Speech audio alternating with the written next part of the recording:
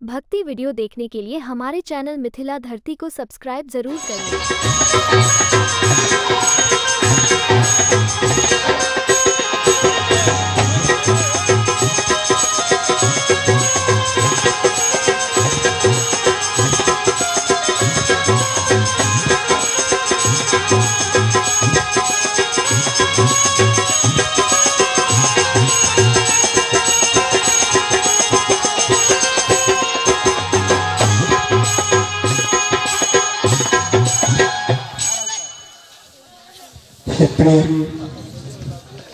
ठीक है परमात्मा, मुझे अब विश्वास हो रहा है कि अगर मैं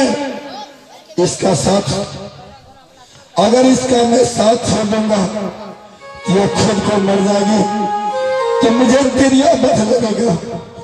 इसीलिए हे परमात्मा, हे सदगुरु, हे माता बहन, जो भी गलती खुआती हूँ मैं इस सती को अपना धर्म पत्नी स्वीकार करता हूं। मैं इसको अपना धर्म पत्नी स्वीकार करता हूं।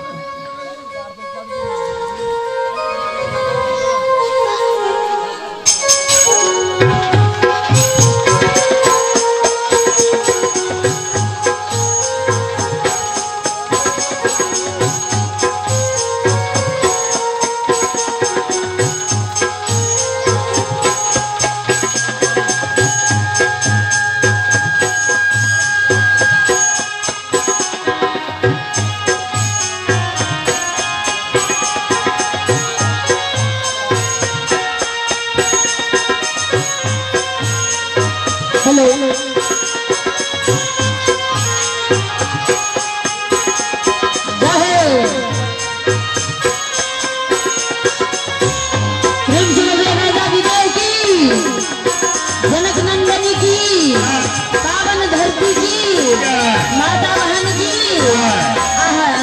देखिए कोढ़ी के साथ में विवाह हो जा रहा है। कुछ गीत होना चाहिए। ये है सुंदर नहीं,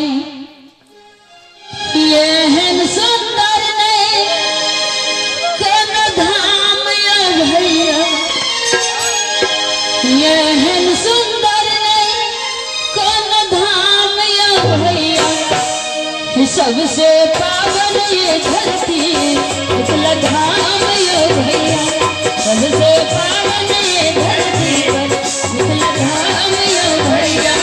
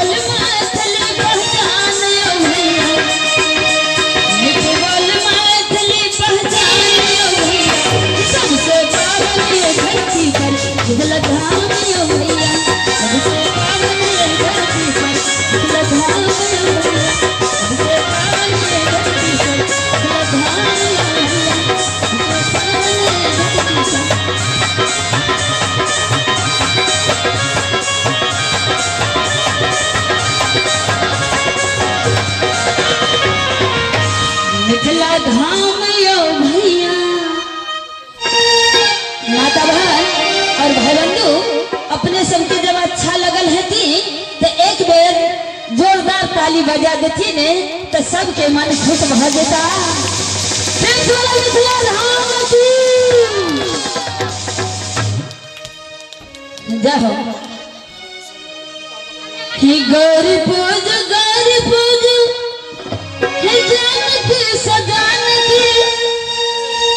जानकी सजान की मिलाल भाग से हो मिलाल भाग से बार भेटल रघुवर मिलाल भाग से बार भेटल रघुवर मिलाल भाग से।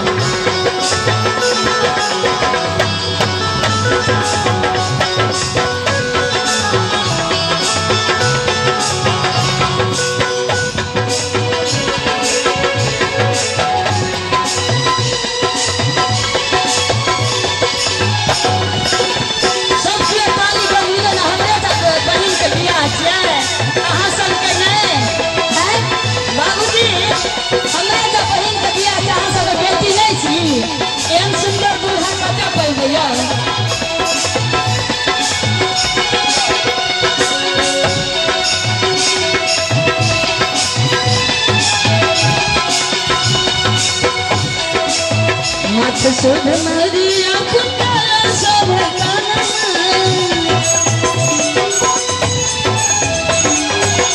मत सब मरिया कुंडल सब